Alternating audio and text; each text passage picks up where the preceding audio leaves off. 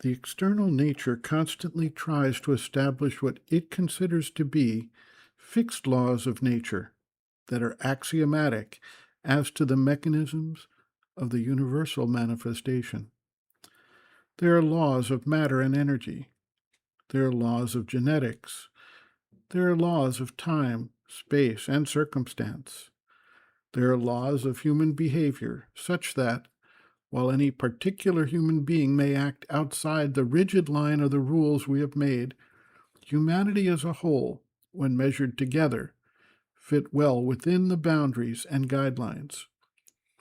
It is thus no wonder that we also try to make fixed rules about karma, consequence, and the sequence and direction of what happens after death, and the fate of the soul, and the process of rebirth. The rules we make, based on our external viewpoint, however, do not actually capture the hidden reality that drives the universal creation. We frequently find that we have to revise our rules as new information, new factual data comes to our attention, potentially from new and improved ways of observing and measuring. Thus, the rule that existed for much of humanity that described the motion of the sun around the earth turned out to be the opposite of the actual truth. The scientists who determined the planetary motions in opposition to the established rules were harassed and threatened for their opposition to the fixed rules that prevailed at the time.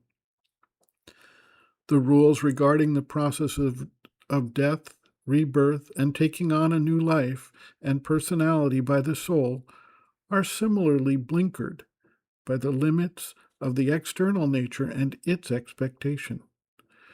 We apply our rules of legal justice, of right and wrong, as if they are applicable to the soul when it moves beyond the reach of human notions of justice through the process of death.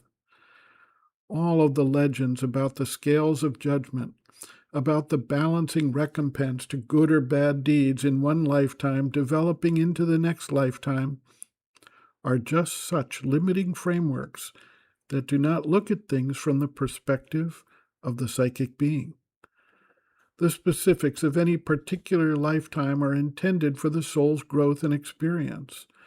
The dependent origination that links one set of actions or thoughts in the external world to specific results tends to take place within the external world itself. The individual who acts may not himself get the full brunt of the karmic consequence. It may fall upon his family, his community, or may impact lives far into the future if his actions were focused enough and powerful enough to influence more than just his single existence.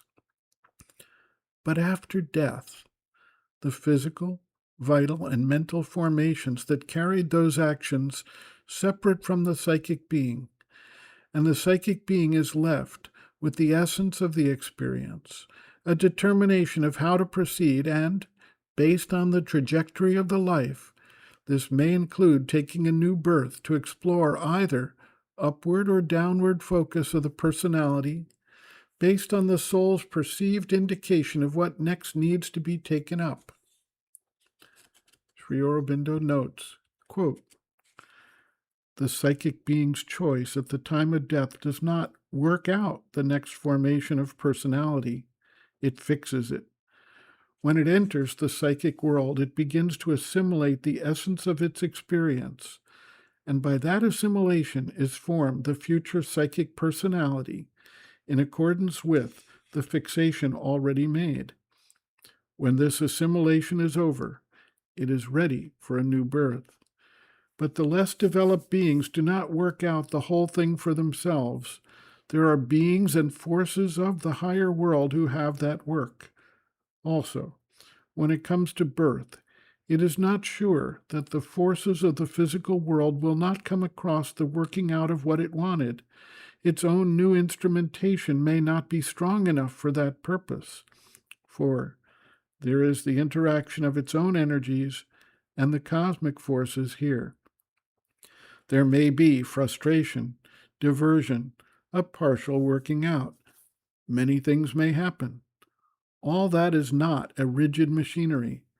It is a working out of complex forces. It may be added, however, that a developed psychic being is much more conscious in this transition and works out much of it itself.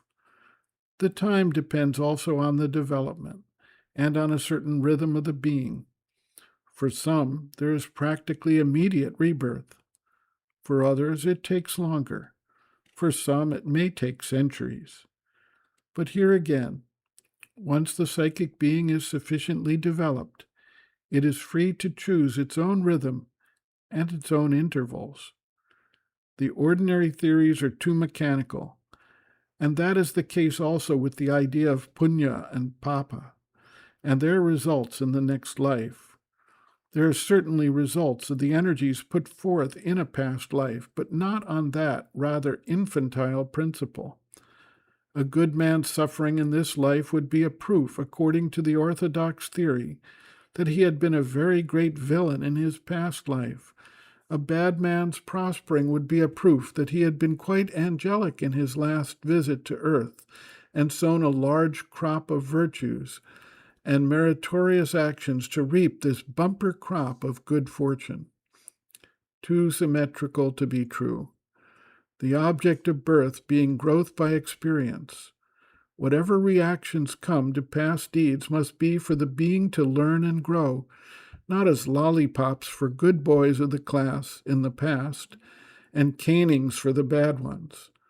The real sanction for good and ill is not good fortune for the one and bad fortune for the other, but this that good leads us towards a higher nature, which is eventually lifted above suffering, and ill pulls us towards the lower nature, which remains always in the circle of suffering and evil.